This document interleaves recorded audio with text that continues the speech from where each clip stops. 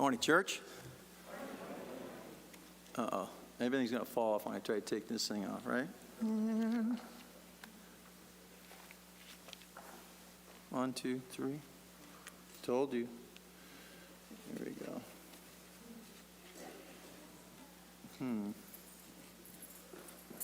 Thank you, John. He told me this was going to happen. I did.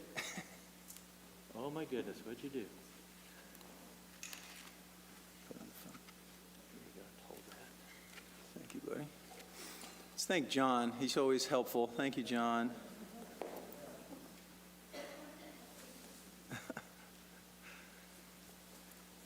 Whew.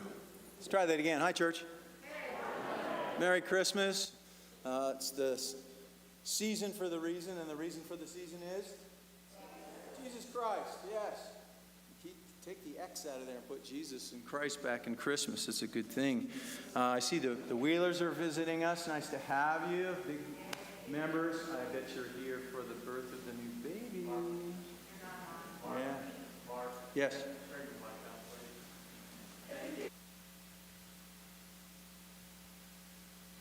2,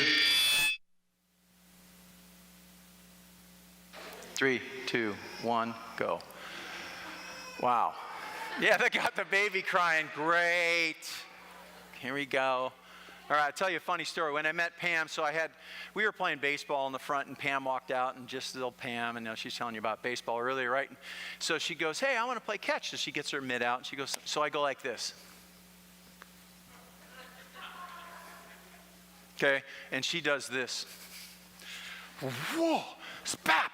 And she goes, my mom was the coach of my softball team. That was the beginning. I realized you never underestimate anybody, especially Pam. Thank you, Pam. I remember that. Yeah, that was a fun day. Anyway, I've got this. I had 3 deaths this week, not from COVID. One was from loneliness. Person overdosed, 28 years old. Second one, they had really, really bad diabetes, and they got pneumonia and died. And the third one was a car wreck. Somebody said, Skip said, it's really hard sometimes. Yeah, it's really, really, really hard to comfort people, especially during this time. But part of our job as Christians is just to be there for people. You never know when it's going to happen. My brother died 12 years ago yesterday in a car wreck, killed him instantly. And it's kind of a weird time. But I just I light a candle for him. I think about him. I laugh about the things he could have seen and done and other people. But that's our job, is to comfort other people during this time of the year. It's so hard for some people. It's not just a joyous time for some. So I was talking to a friend of mine. He was telling me a story. And as John would attest, when somebody tells you a story, sometimes a sermon comes to you in an instant. At least that's what happens with me. And it just, you'll pick up on the idea as we go through here. So Art Finch has been a member of the Camelback Church here for 30 plus years. Okay, he's been here, helped put the bricks on here and build all this stuff. He's been here. And we become very, very good friends in my little tenure of 5 years with him. He's been an Adventist his entire life. His kids, one of his sons is here today. Nice to have you today, my friend, Tarwin. And he is a worker of workers. I mean, just like Gene is a worker for hands and feet and all the ladies and guys around him, Art's the guy. He's helped put Thunderbird together. He's involved in a lot of projects. He's in his 80s, and he can run circles around all of you. Don't be fooled. And so he told me the story that was while he was on a mission trip to Guatemala with his wife in 1976, he met a man named John Freeman there. You know John Freeman? It's a big name, this guy. Okay, so he was a photographer for a group of flying businessmen, flying doctors. They'd go around to these different places and bring medical and help to these different places. So he meets him down there in Guatemala, and John's idea was he wanted to do missionary work for our kids in schools. Wants to make it safe for the kids, a good place for this. Is how this started. I know we do it a lot now, but he started this. And they take these kids down to these different places during the Christmas vacations and things like that. So while he was down there, they identified an old abandoned structure that had been there, almost completed, not a roof on it, something wrong with it. And they talked to the locals. They said, "Can we finish this project for you?" They said, "Yes." So they go. John Freeman goes all the way back home to the U.S. They raised the money. He got a couple of contractors together. They went down and they completed that structure at a Christmas break. That's when the idea sprung on this guy. Why don't we start a group, an organization that would identify 1 to 2 mission trips a year, and we could safely take the kids down there? And this group called Maranatha started. Maranatha International Flights is how it started. And these guys said, well, let's have a convention. And they got a convention, and the plumbers came, and the contractors came, and the electricians came. And they would raise money. If you go to this convention, you had to bring money to get in. But the deal was, if you decided to work on the project, you didn't have to give money. Pretty good deal, huh? You still had to raise your own airplane flight to go down and all that. So they do that, and they said, let's do a project before the convention for 2 weeks and or after the project. And so it sprung up. They raised the money for the organization. They went down to Guatemala and got all the stuff sent down there, and they finished it. And that idea just sprung in their heads. This is when the first project of this group was to build 5 churches in Guatemala. So Art and about 30 others went for 2 weeks and started and finished that first of 5 churches down there. 2 years later, in 1978, the group would include domestic U.S. needs. It was only international, and then it became domestic. And the first domestic one happened in Junction City, Oregon. They decided to build a church there, and it's still standing to this day. Art's going to show you a picture of this today. He's been serving Maranatha for 44 years. He's gone on almost all the trips. And when he limps out here, you're going to see why, right? Now, he's got a recent story that's very relevant. You'll get it when we start to show you the pictures and he starts to tell you, but this is the idea that sprung when he gave the last one here. And Art, you here? Where are you? There you are. Come on out here. Give a round of applause to Art Finch for everything he's done all these years.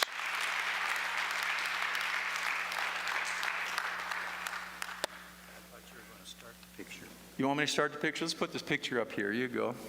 There you go. There it is. There's it. All right. How do we change it?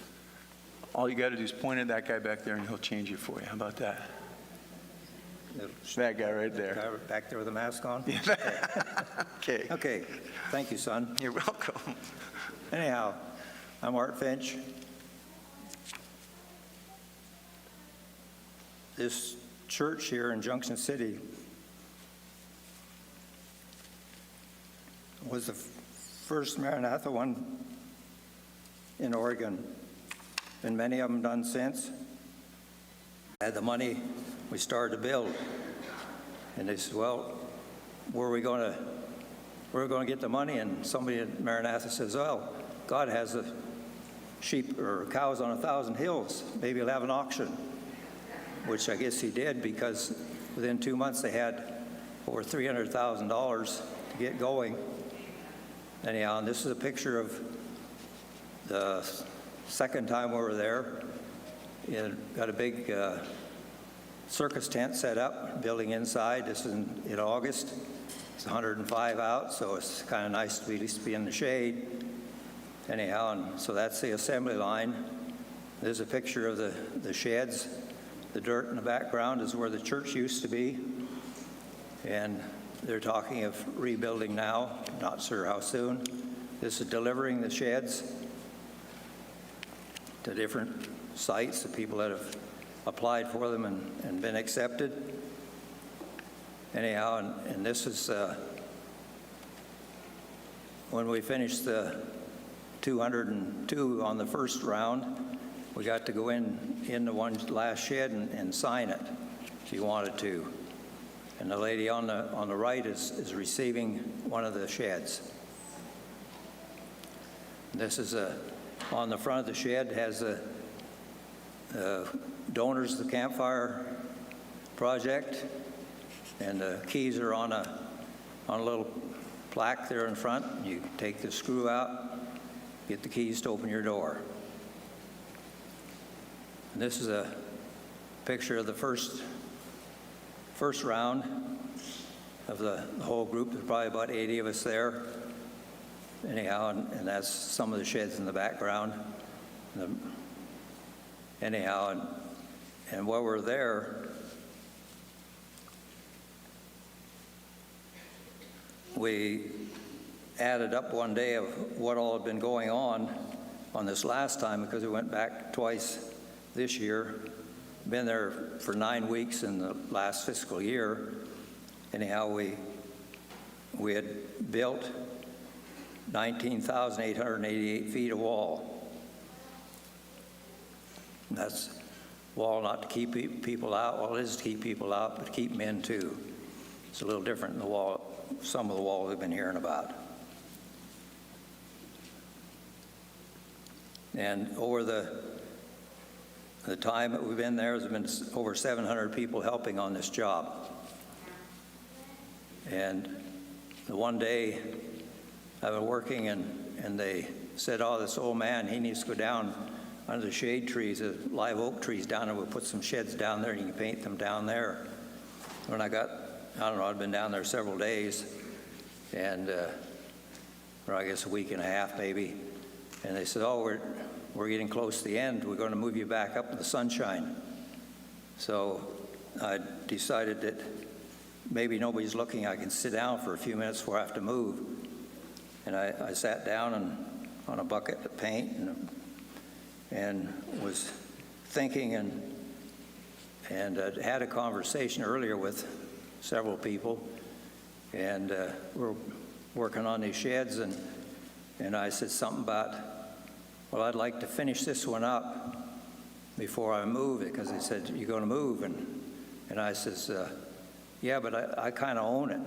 No, you don't. You have no ownership. But they've been saying all along, every few days, oh, pray over these sheds when you're building them, because we don't know where they're going. Bless the people and be, good for them. And so anyhow, sat down, I'm thinking, okay, not just well, it's just a shed. Well, is it really a shed? Do I really have ownership in it? Can I pray over it? Does it mean anything if I pray over something I don't own, I guess you might say? Anyhow, and I don't know, I guess I come to the conclusion, well, it is just a shed. Well, it's not just a shed either. But what if an angel comes to visit you and you have one of these sheds? Is he going to be happy with what he sees? Or is it, have you done the best you can? As some years ago, I read a statement that said something about whatever you do the best you can and improve on it, because it should be like it come from the carpenter's shop. I didn't know where that was at. I forgot where it was. And here not long ago, I was run across it again. And I kind of made that my own statement or my own way of doing things. Do the best you can, and then whatever happens, at least you've done your best. So I was thinking, well, okay, yeah, well, some years ago, there was this couple were going to a city, and they were in there, they were poor people, so they only had a donkey Vaux. They didn't have a Cadillac Vaux. And so, or Cadillac donkey. Anyhow, and they got to the city, and there was no room. They went to Sheraton, there was no room at the Holiday Inn. And they finally come to the Motel 62, and they had room. They said, well, but we have one room we're going to remodel, doesn't have air conditioning and that in it, but no, you can't have that. But we do have a parking garage out there, you can go into it. So they went into the parking garage, and I wondered, did the person that built that stable, did they do the best they could? Anyhow, yeah. Now, I'm sorry, Mark, that I ate into your time, because you told me I only had 10 minutes, and I think I only took 9.5. Anyhow, it's your turn now. Here, give me a hug.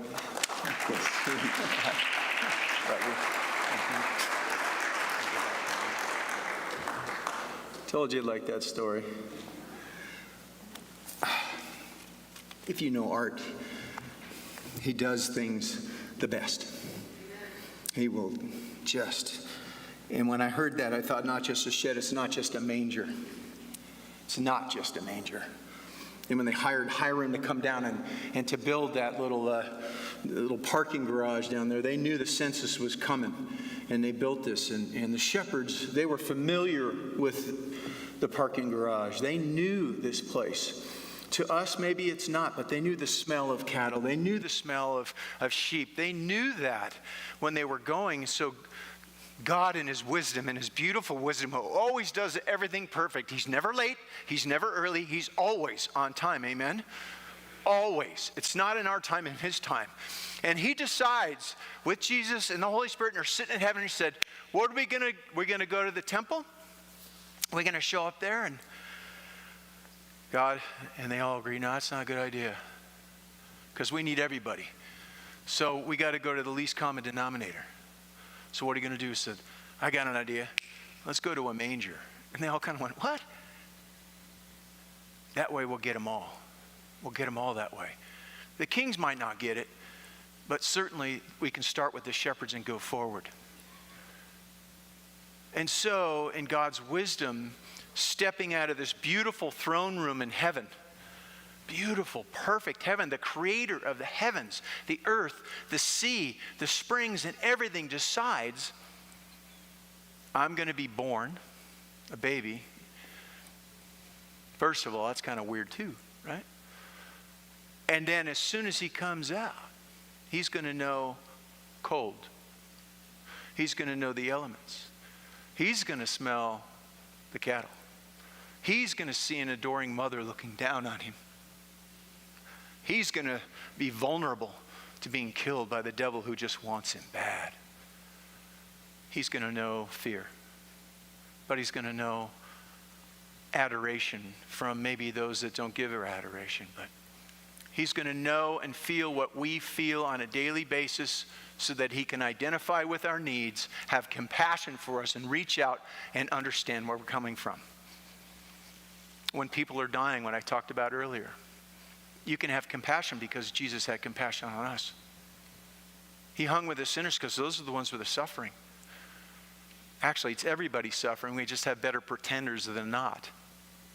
I've spent my entire life trying to get real, trying to get accountable, trying to get vulnerable so that we can have a church where we can share with each other and be intimate with each other so we can work on this sin problem together, because if we're not going to do that, then what are we doing? So when Jesus comes in a manger, he says, look, how was your bed last night? How was your bed last night? Did you eat breakfast this morning? Put a nice pair of clothes on, nice and clean, smells good. They wrapped the presence. They wrapped Jesus in swaddling clothes. When you're opening your presents on Christmas morning, think of unwrapping the gift. Unwrapping Jesus and letting him into your heart. Because he does understand what you're going through. He knows deeply what we're going through. And he knew the plan, the only plan, there's one plan God has, and that is to overcome sin, the power of sin. We were justified at the cross. Amen? The power of sin was taken away because Satan has had that for a long time. And when he died at the cross and rose, he said, it's finished. The power of sin is gone if we're allowed to take the remedy. This is not a vaccine, but it is the vaccine. It's the vaccine of sin. Okay? Selfish interest, S-I-N. It's Jesus Christ. You look at the manger and you go, that's not just a manger. That's actually the most famous building on the planet. It is. We always talk about the cross and the resurrection, but I want to talk about the manger. That is the place where it began. God made a decision to do that, and in the vulnerability could have been killed at any time. And by the time his character is developed, although sinless, he still had to develop his character like everybody in this room today and in our TV audience, was to be able to develop our characters so that we had the testimony of Jesus Christ. What did he do to your heart? We saw Kayla get baptized today. There was a decision that made. That's a change of heart. That's a time where we go, I'm in. And we're all reminded that if we were baptized, that's our commitment. It's just like a wedding. We go to a wedding. Why? Because we realize if you're married, that's my commitment. I'm renewing that, okay? I'm renewed with Jesus Christ. And he did it for us, beginning with the manger. Can you imagine? Can you imagine? Luke writing this, for example, you would not esteem a shepherd. I'm sorry. The Pharisees were not thinking that. They would not talk to a shepherd other than to make a trade for the sacrificial lamb to go then and sacrifice it. That was it. That was like the worst job except for a pig farmer. So when Luke writes in chapter 2 here of Luke that he immediately goes into a story about shepherds, you're like, what are you talking about? Okay? Because we're all shepherds. All of us. John and I and Melanie, we're under shepherds, under the great shepherd. And that's what we are. We all work for the great shepherd. And we get this job, okay, to bring people to the manger. Okay? Here's the story. And there were shepherds living in a field nearby. They didn't even have a house. They're out in the fields, okay? Keeping watch over the flocks at night. That's what we do. Keep watch over the flocks. Okay? An angel of the Lord appears to them, and the glory of the Lord shone around them, and they were terrified. Always, when an angel appears or somebody appears, everybody gets terrified. It is pretty terrifying to be the glory, but he always says, don't be afraid. Don't be afraid. Don't be afraid. I bring you good news of great joy. It's for all people, not just the Pharisees. It's for all of us. Today in the town of David, a Savior's been born to you. He's the Christ, the Messiah, the Lord. And this is a sign to you, and this is what blew him away. Ready? Here's the sign. You're going to find him a baby, what? Wrapped in swaddling clothes, what? And he's going to be in a manger, what? But the shepherds got it. The shepherds understood that. The Magi maybe got that too. They didn't come this night, but they got it. The Pharisees didn't get it. All Jerusalem was astonished that when the Magi showed up that they didn't understand and it wasn't sent to them.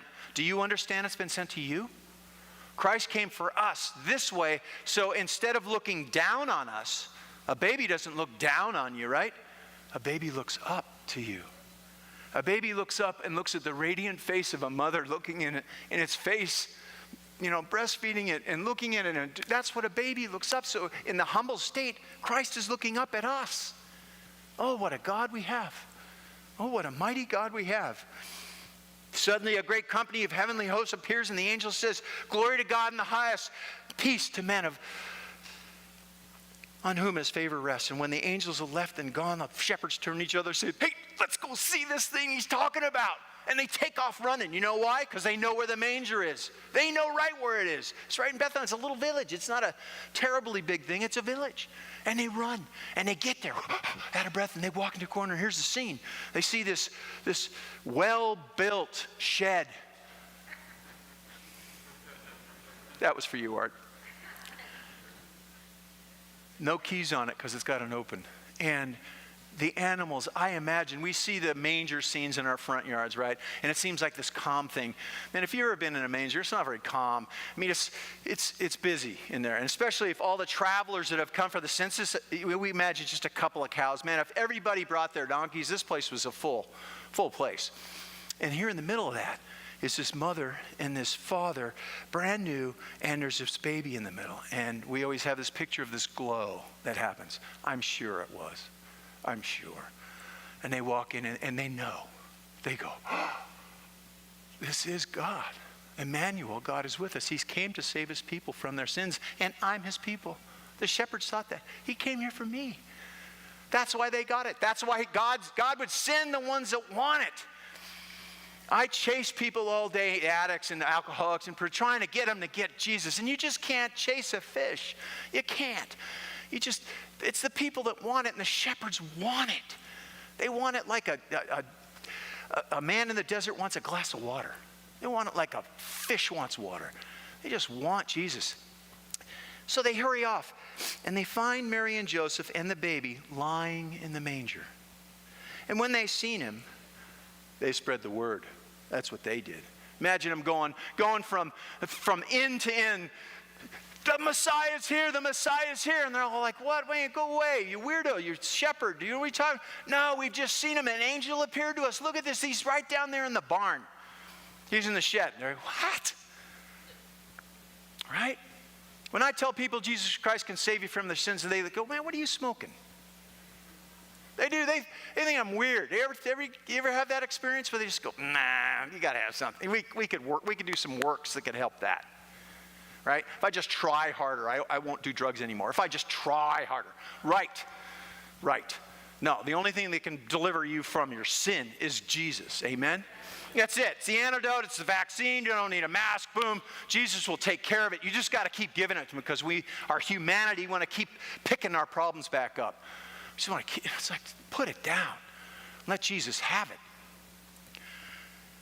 I love this part. It says, all who heard.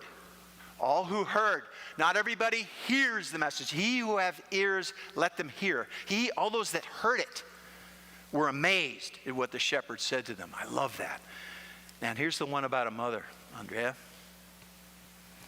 But Mary treasured all these things up in her heart, and she pondered those in her heart. You know, we have so much hope for our children, don't we? I spent 15 minutes on the phone with a mother who just lost her son last night. And the hope, the love, the sadness, all of that. You just be there with them, right? And cry with them and try to feel. It's hard to feel that because you don't want to feel that kind of pain. So when Jesus feels our pain, he doesn't really want to feel our pain, but he's feeling our pain. And sometimes at church, we just don't want to give it up. You know, we put on our fake masks, not the mask you got on, and we got to wear them, right? But I'm talking about like I'm fine mask. And sometimes I'm not fine. I'm not fine right now. It hurts to know that a mother lost her son. It hurts. It should hurt. The devil's a liar. He said in the beginning, oh, you're going to know the difference between good and, you're going to be like God. You're going to know the difference between good and evil. Do you really want to know the difference? He didn't tell us you can't deal with sin. He didn't tell us that. That's the lie. God can. He knew how bad it was. If you want to read how bad it was, you read Matthew chapter 5, all the Beatitudes and all the way through. That's how bad God knows sin is. And he's come to save us from that. I have a forgetful mind. My wife would attest to that very easily, especially when it comes to taking out the trash and stuff. It's good to have a forgetful mind for me because there's some things I just don't want to feel. You know? There's some things like the beauty of this beautiful mountain and look at, you know, the people next to you that decided to risk it and come today. Don't let the government scare us away. Let's stay together in God and just call each other and do what Art's doing. Go and build a shed with some people. Go and do what the people that David was showing us, just to go, you know, we're not even going to have backpacks this year, just to be able to find somebody to help and do something. Whatever. Get creative. Don't just leave it to your pastoral staff. John and I pull our hair out. You know, you can see my receding hairline. It's because we worry about you guys all the time. Come up with ideas. This is your church. We're here with you. I want to do stuff with you. Let's do this. Let's go. You know, lead me. Let's go. Lead John. Lead Rochelle and Pam and everybody. Let's go. You know, this is the end of time. Jesus is coming back. Okay? But if this scare of this COVID is something you think is bad, it's coming. It's coming 100,000 times harder. And it's going to get real, real, real. And so we got to be prepared. How? Go to the manger. Realize Jesus is looking up at us and going, hey, I got you. And you can go through this. Herod sends an army to go kill all the children in that town. He sends an angel 3 times to Joseph saying, I'm going, you pick up the child right now. It's 2 a.m. I'm tired right now. Pick it up.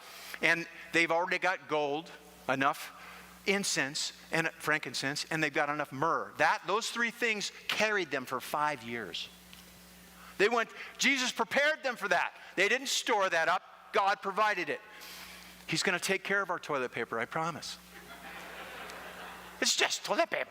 You know, your beans and rice. It's gold. I mean, Joseph probably saw a gold coin in his life, but now a box of them? Whoa.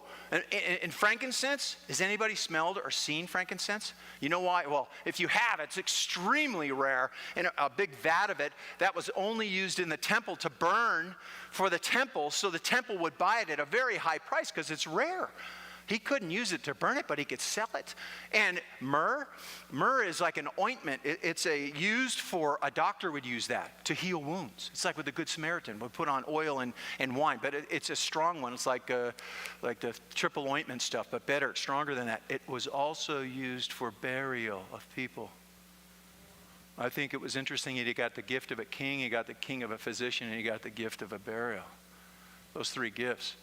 God will prepare us. God is preparing us. He's told the story from the manger to the ascension that we have the plan of redemption. He's told us that he will take care of our daily needs on a daily basis if we just ask, knock, seek, and he's there. And believe when weird things like mangers show up in your life, it's okay. God comes in different ways. He shows up different ways. Let's be prepared for the different ways. We have been preparing as a church, the Seventh-day Adventists, our entire being as a church has been prophetic. But it might not just happen exactly the way we think. Tribulation is going to come in ways that John couldn't have seen. Economically, emotionally, the powers that are going, the lies on the TV and that stuff. John didn't have TV back then. He didn't have the internet, didn't have these phones, you know. We do. But it's trying to interpret what's going on. Here's what's going to happen. It's going to happen, okay? That's what we know. And when it does, you got to be ready, and you can't go, you can't do that. You got to be ready now. Have the peace that surpasses all understanding now. While it's peaceful, now. Read your Bible while you have it now. Be able to understand it now, so that when it comes, you go, oh, I got it. And when it comes, you can be kind to the people that are persecuting you. Paul probably paid the guy who was going to cut his head off, paid him more money. That's what they usually do. Pay them more money so that they wouldn't miss when he put his neck out. That was common practice. Would you be able to pray for the people that are going to persecute you? How about the little old lady who's yelling at you across the way to pull your mask up? A lot easier than an axe, right? Or the guy, little things. Let's practice with the little things. Look at the manger and see what the shepherds saw. The shepherds returned after seeing this, glorifying God. Imagine them jumping up and down in the field, praising God for all the things they'd seen and heard, which were just as they had been told. Ladies and gentlemen, we've been told. We've been told. Let's quit pretending. God loves us. Know Jesus Christ. Grow in God's grace. Share his love till you die. That's it. That is our mission statement. And it is beautiful to have this in your heart, to carry it. Jerry, come up. Rochelle, and we're going to sing Away in the Manger. And you can sing. It's okay. We'll have the words up there for you. Sing it through your mass. I get to sing with you again. Jerry, how long have you been coming to this church? 23. This church. 23 years.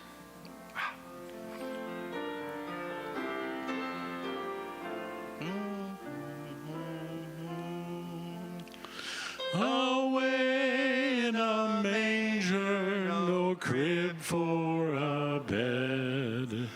The little Lord Jesus laid down his sweet head. The stars in the sky looked down where he lay. The little Lord Jesus